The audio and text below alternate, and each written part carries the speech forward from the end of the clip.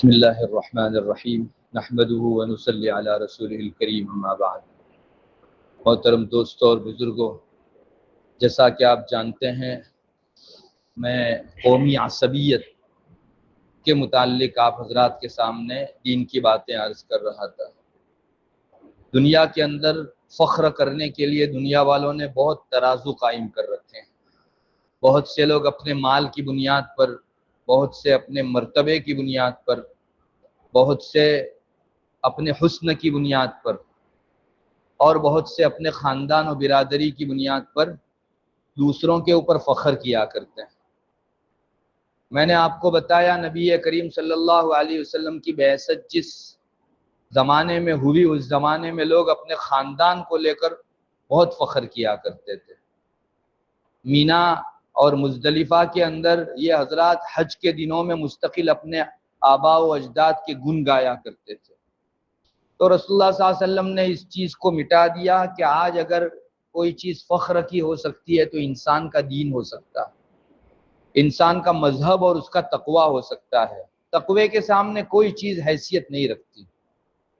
اور بڑی محنت کے بعد، جیسا کہ میں نے گزشتہ مجلس میں آپ کو سنایا، بہت محنت کے بعد آپ صلی اللہ علیہ وسلم نے ان کے دل و دماغ سے یہ عصبیت کا بھوت نکالا۔ الحمدللہ آج جو ہمارے درمیان اونچ نیچ کا بھید بھاؤ نہیں ہے، اس کی ایک بہت بنیادی وجہ آپ صلی اللہ علیہ وسلم کی وہ محنت بھی ہے۔ اسلام نے شہ کاٹ دی کہ یہ اس برادری کا ہے، یہ اس ذات کا ہے اور فلاں دوسرے ذات کا ہے۔ ایسا اسلام کے اندر کہیں ہے ہی نہیں۔ ہمارے یہاں اس وقت بھی بہت چل رہی ہے یہ چیز، یہ بورا ہے اور یہ شخص بورا نہیں ہے۔ یاد رکھیے، بورا بھی اگر ایک سبحان اللہ پڑھے گا تو اس کے خلوص کی بنیاد پر ہی اس کو اللہ تعالیٰ کے یہاں ثواب ملے گا، اور بورا نہیں ہے وہ بھی سبحان اللہ پڑھے گا تو اس کے خلوص کے ترازو کے اوپر تولا جائے گا۔ اللہ تبارک و تعالیٰ کے یہاں کسی ذات کی بنیاد پر یا اس برادری کا ہے اور وہ اس برادری کا ہے کوئی فیصلے نہیں ہوا کرتے۔ بہت ممکن ہے کہ یہ آدمی جو بورا نہیں ہے اپنے خلوص کی بنیاد پر اللہ تعالیٰ کیا ایک سبحان اللہ پر زیادہ اجر پالے۔ اس لیے کسی کا ٹھیکہ نہیں ہے اللہ تبارک و تعالیٰ کے یہاں۔ اسلام نے اونچ نیچ کے سارے بھید بھاؤ ختم کر دیے۔ بعض روایتوں میں آتا ہے کل قیامت کے دن ایک آقا جب جنت میں جائے گا تو وہ دیکھے گا کہ اس کا غلام اس کے مقابلے میں بہت اونچے درجے کے اندر ہے، یا جنت کے اندر آقا کے مقابلے میں جلدی پہنچ چکا ہے۔ تو آقا پوچھے گا کہ تو میرا غلام تھا دنیا کے اندر، تجھ کو اتنا بڑا مقام کیسے حاصل ہو گیا، مجھ سے پہلے جنت میں کیسے چلا گیا؟ تو وہ کہے گا اللہ کی یاد کی بنا پر۔ آقا تھا بڑا دنیا میں لیکن اس کو اللہ کی یاد میسر نہیں تھی، اور یہ تھا غلام کام کاج کرنے والا خادم، لیکن اللہ تعالیٰ کی یاد میں اپنے آقا سے بڑا ہوا تھا۔ تو غلام بھی آگے بڑھ سکتا ہے، جنت کے اندر اپنے آقا سے زیادہ نمبر لے جا سکتا ہے۔ اسلام نے شہ کاٹ دی کہ کوئی برادری کسی برادری کے اوپر اپنی افضلیت نہ دکھائے اس بنیاد پر کہ میں اس برادری سے تعلق رکھتا ہوں۔ ان اکرمکم عند اللہ اتقاکم، انما الفضل بالتقوی۔ اگر آج معیار اور ترازو قائم ہے تو فقط اور فقط تقوی کا قائم ہے۔ جاہلیت کے دور میں جو لوگ اپنے آباء و اجداد اور اپنے بڑے لوگوں کو لے کر فخر کیا کرتے تھے، آپ صلی اللہ علیہ وسلم نے اتنی بری مثال دی ان کی کہ نہ پوچھئے بات۔ ایک حضرت عبداللہ ابن مسعود رضی اللہ تعالیٰ عنہ کی روایت میں ہے، جو آدمی خامخواہ اور ناحق اپنی برادری کا ساتھ دے گا، اپنی برادری کا ناحق و خامخواہ ساتھ دے گا، اس کی مثال ایسی ہے جسے کسی کے باڑے کے اندر اونٹ گھس گیا ہو اور اس کی دم پکڑ کر لوگ اس کو اس باڑے سے کھینچ کر نکال رہے ہو۔ یہ کتنے انسلٹ کی چیز ہے۔ اونٹ کی ایک بے عزتی کا آخری نشان ہے یہ کہ کسی کے باڑے میں گھسے اور اس کو ہم ہنکالے بھی نہیں بلکہ اس کی دم پکڑ کر اس کو ہم لوگ وہاں سے کھینچیں۔ رسول اللہ صلی اللہ علیہ وسلم نے یہی مثال دی، جو آدمی اپنی قوم کی بلا وجہ نصرت کرتا ہے محض اس بنیاد پر کہ میری قوم ہے نا، وہ حق پر ہے یا ظلم پر، اس کو دیکھے بغیر وہ اپنی قوم کا ساتھ دیتا ہے، تو یقین جانو یہ آدمی اتنا زیادہ ذلیل و خوار ہے، جیسا کہ رسول اللہ صلی اللہ علیہ وسلم نے مثال میں بیان فرمایا کہ کسی اونٹ کو اس کی پشت اور دم پکڑ کر اس کو کھینچ لیا جائے۔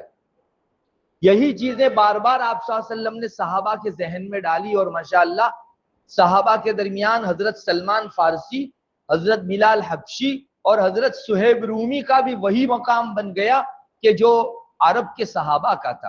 حالانکہ حضرت بلال حبشہ سے آئے تھے، حضرت صہیب روم سے آئے تھے، حضرت سلمان فارس سے آئے تھے، کوئی عربی لوگ نہیں تھے، مگر اس کے باوجود بھی حضرات صحابہ کے دلوں کے اندر ان کی خاص وقعت تھی۔ وجہ اس کی یہی کہ انسان اپنے خاندان اور برادری کی وجہ سے نہیں پہچانا جاتا، اس کو دین کی نسبت کتنی حاصل ہے۔ حضرت سلمان چہیتے تھے حضرت نبی کریم صلی اللہ علیہ وسلم کے، وہ اپنے فارس سے، جبکہ ابھی تو آپ صلی اللہ علیہ وسلم کو بعثت میسر بھی نہیں ہوئی تھی، نبی بنے بھی نہیں تھے، تب سے نبی امی کی ٹوہ میں اور جستجو میں وہاں سے نکلے تھے۔ اللہ تعالیٰ نے ان کی طلب صادق کے اوپر، سچی تڑپ کے اوپر ان کو آپ صلی اللہ علیہ وسلم تک پہنچا دیا۔ تو حضرت سلمان فارسی کا اتنا بڑا مقام ہو گیا۔ میں اس سے پہلے سنا کر آیا، صحابہ کی مجلسیں بیٹھتی تھی اور بھی حضرات عرب کے ہوتے تھے، وہ اپنے اپنے آبا و اجداد کا نام لے کر اپنی نسبت کہتے تھے تاکہ سامنے والا امپریس ہو کہ میں تو بنو غفار کا ہوں، میں تو بنو فلان کا ہوں۔ حضرت سلمان کی باری آتی تھی کہ تمہارا نسب ذکر کرو، تو حضرت سلمان کہتے تھے میں سلمان ابن اسلام ہوں، یعنی میں کسی اور کی طرف نسبت نہیں کرتا، اپنے مذہب اسلام کی طرف نسبت کرتا ہوں۔ تمہارے باپ دادا ہوں گے تو اپنے گھر کے بڑے ہوں گے، دنیا میں شاید لوگوں کی نگاہوں میں بڑا ہو سکتا ہے، لیکن اسلام سے بہتر نسبت تم میں سے کسی کی ہو سکتی ہے۔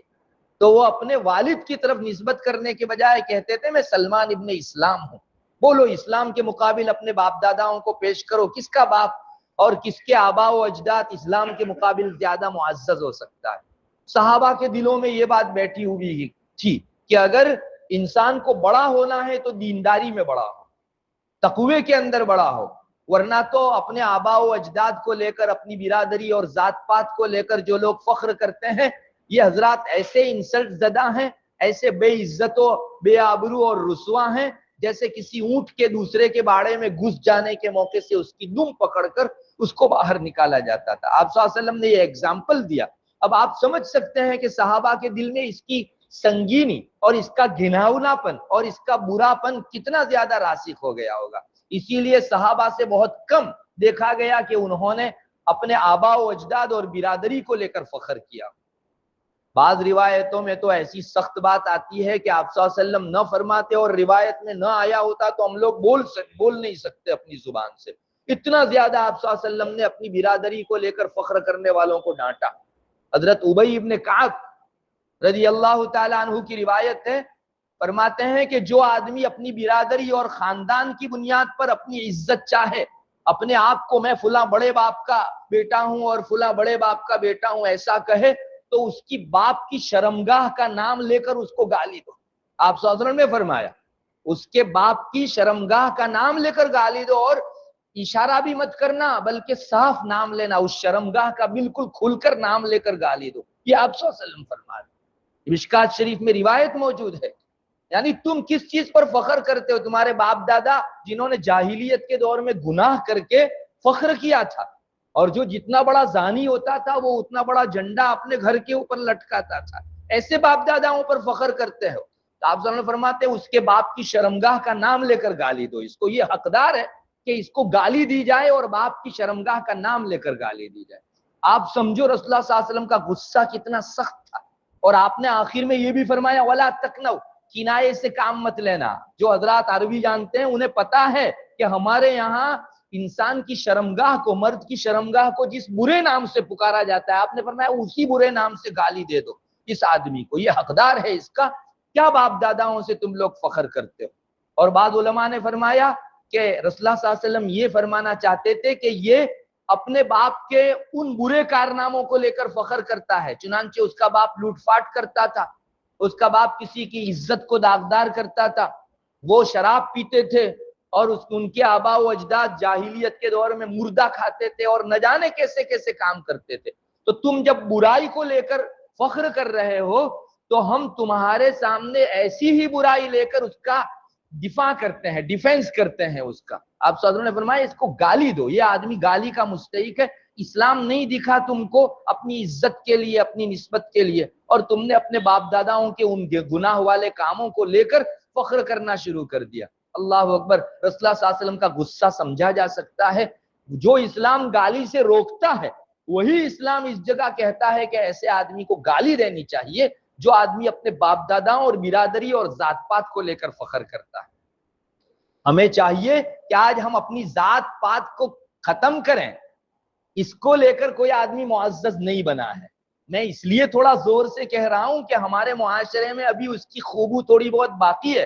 چنانچہ جب لڑائی ہوتی ہے تو سامنے والے کو کہتا ہے کہ میں تو وہ رہا ہوں اور تم فلاں ذات سے تعلق رکھتے ہو۔ یہ واپس جاہلیت آ گئی ہمارے اندر۔ اسلام نہ کہتا ہے وورے کا سبحان اللہ بعض مرتبہ دوسری برادری کے سبحان اللہ سے ڈاؤن ہو سکتا ہے، اس کو خلوص حاصل ہے، اور تم لوگ جو ہے اپنے آباء و اجداد یا ذات پات کی فخر کی بنیاد پر اتنے زیادہ اللہ سے دور ہو گئے کہ سبحان اللہ بھی ریجیکٹ ہو گئے اللہ کے یہاں۔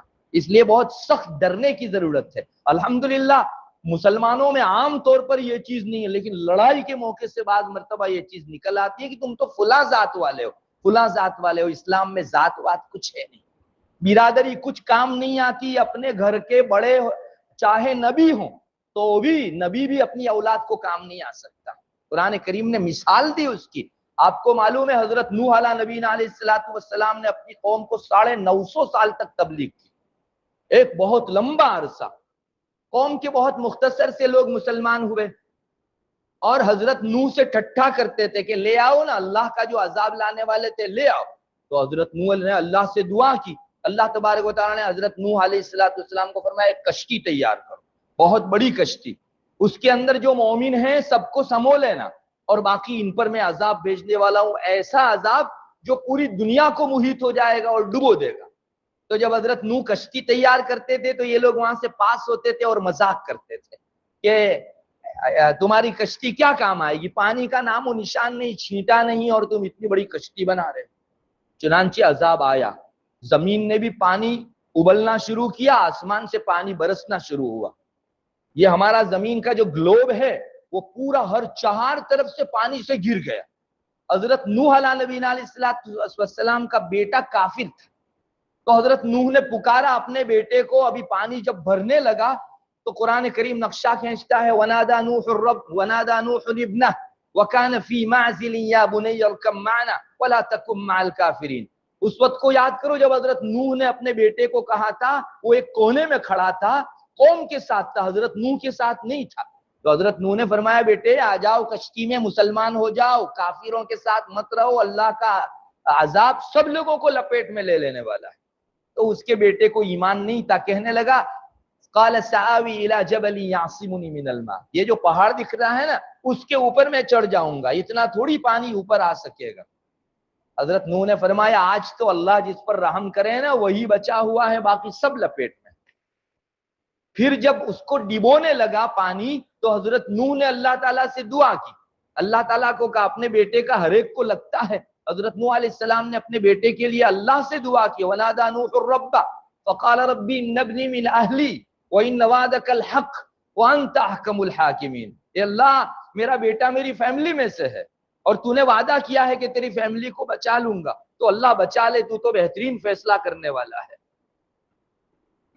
قال یا نوح انه ليس من اهلك انه عمل غیر صالح۔ دیکھو اللہ کیا فرما رہا ہے، حالانکہ حضرت نوح کے بیٹے تھے، لیکن اللہ فرما رہا ہے نوح تمہارا بیٹا نہیں ہے، یہ تو سر سے پاؤں تک گناہوں میں ڈوبا ہوا ہے، اور نبی کا بیٹا گناہوں میں ڈوبا ہوا ہو سکتا ہے۔ مطلب اللہ یہ فرمانا چاہتے تھے کہ ایک مرتبہ گنہگاری کرو، جتنا بھی چاہے کریمینل بنو، اور فقط نبی کا بیٹا ہونے کی وجہ سے تم کو نجات مل جائے یہ بھول جانا۔ نبی کا بیٹا ہونا کام نہیں دے گا، تمہارے اعمال دیکھے جائیں گے، کفر والے اعمال ہے تو سزا بھی کافروں جیسی ملے گی۔ چنانچہ ڈبو دیا پانی نے، جیسے سب کو ڈبویا پوری قوم کو، اسی طرح حضرت نوح کا بیٹا بھی ڈبو دیا گیا۔ تو نبوی گھرانے میں سے ہونا بھی کام نہیں آتا، یہ نسبت تبھی کام آتی ہے جب دینداری ہو، جب تقویٰ ہو۔ باقی میں نوح کا بیٹا اور فلاں کا بیٹا، اللہ تعالیٰ نے مثال قائم کر دی۔ بعض شاعروں نے اسی کو شعر میں کہا ہے کہ حضرت سلمان رسول اللہ صلی اللہ علیہ وسلم کے چہیتے تھے تو نسب سے بھی زیادہ عالی بن گئے، جن کے نسب کی بنیاد پر ان کو بلندی ملتی ہے ان سے بھی زیادہ بلند ہو گئے۔ اور حضرت نوح کا بیٹا ان کا نہیں ہو سکا. اللہ نے نہ کہہ دیا تمہارا بیٹا ایسا نہیں، وہ تمہارا بیٹا سمجھو ہے ہی نہیں. اسی طرح حضرت نوح اور حضرت لوط علیہ نبینا علیہ السلام کی بیویاں تھیں، وہ بیویاں منافق تھی، نبوی گھرانے کے اندر رہ کر منافقت کرتی تھی. تو اللہ تعالیٰ نے قرآن کریم کے اندر مثال بیان کی، وَضَرَبَ اللَّهُ مَثَلًا الَّذِينَ وَضَرَبَ اللَّهُ مَثَلًا للذین آمنوا وضرب اللہ مثلا للذین کفروا امرأة نوح وامرأة لوط. اللہ تعالیٰ نے مثال بیان فرمائی کافر عورتوں کی. کون کافر عورتیں؟ کسی کافر کے گھرانے کے اندر نہیں، بلکہ حضرت نوح کی بیوی، حضرت لوط کی بیوی.